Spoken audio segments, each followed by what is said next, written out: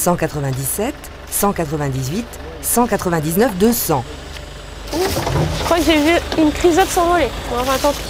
Un comptage d'insectes, c'est avant tout précis. Il faut 200 coups de filet pour estimer justement le nombre de petites bestioles qui peut peupler un arbre. Alors, ce qui peut être présent dans les arbres, c'est les pucerons, les psylles. Mais j'ai aussi la coccinelle à 10 points. Et j'en ai une autre qui apparemment serait Eunopia conglobata, qui est une coccinelle rose. Coccinelle, mais aussi punaises, chenilles, araignées. Vous frissonnez déjà? Johanna aussi, mais de plaisir, d'enthousiasme. Et ça ne date pas d'hier. Je suis née à Nantes et j'étais au milieu de la ville. Et ce qui m'intéressait, c'était la nature, en tout cas celle qui était devant la fenêtre de ma chambre. Donc c'était un petit jardin au milieu des immeubles. Et c'est vrai que les insectes représentent à peu près 80% de la diversité animale. Et donc il y avait encore énormément de choses à découvrir.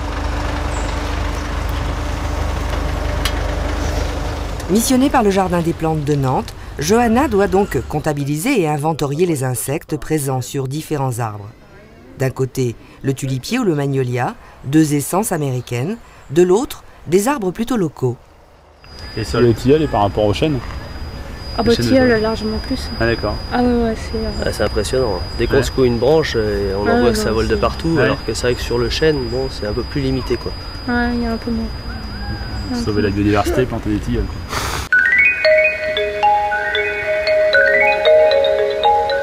Mais pourquoi compter les insectes? En quoi est-ce intéressant pour la ville de Nantes? Est-ce que quand je plante un alignement de tulipiers, par exemple 500 tulipiers de Virginie dans un grand boulevard qui va être fait sur ce qu'on appelle un écoquartier, est-ce qu'en fait ça va attirer 0 insecte? Dans ce cas-là, on ne sera pas trop écoquartier, d'un point de vue pour moi, à mon avis. Et est-ce que quand on plante, on dit que les chênes peuvent accueillir jusqu'à 500 espèces d'insectes par arbre? Donc on a quelque chose de complètement différent. Donc voilà, donc on pourra dire après aux aménageurs dans leurs différents critères, bah écoutez, nous on a cette liste d'espèces qui est plutôt conseillée parce qu'elle va accueillir beaucoup plus d'insectes. Celle-là, qui a son intérêt esthétique, c'est pas pour ça qu'il faut dénigrer les autres, mais qui franchement d'un point de vue vie va pas vous apporter grand chose si ce n'est des feuilles qui captent du CO2, tout ça, mais pas d'insectes.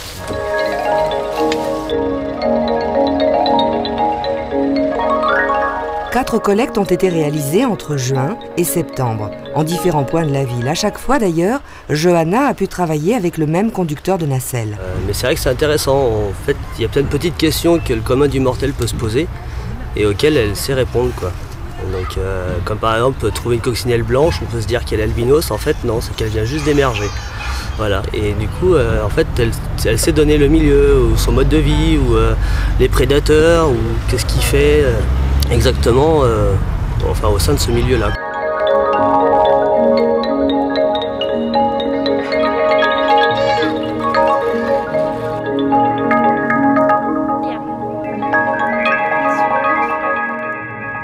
Oh, il est mignon ce petit bourdon. Bah là, ça fait nounours en photo, ça. Il a froid.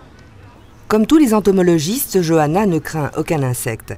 Elle souligne volontiers que 98% d'entre eux nous rendent service. Pour la protection des plantes, soit pour la décomposition du sol, soit pour la pollinisation,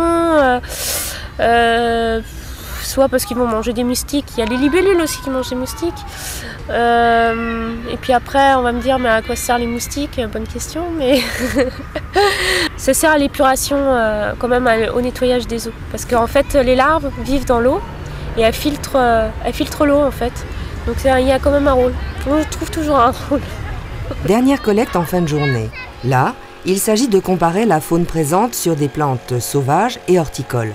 Dans quelques semaines, Johanna rendra les résultats de son étude, puis, un peu comme une chrysope, elle restera au chaud dans son laboratoire en attendant le retour des beaux jours.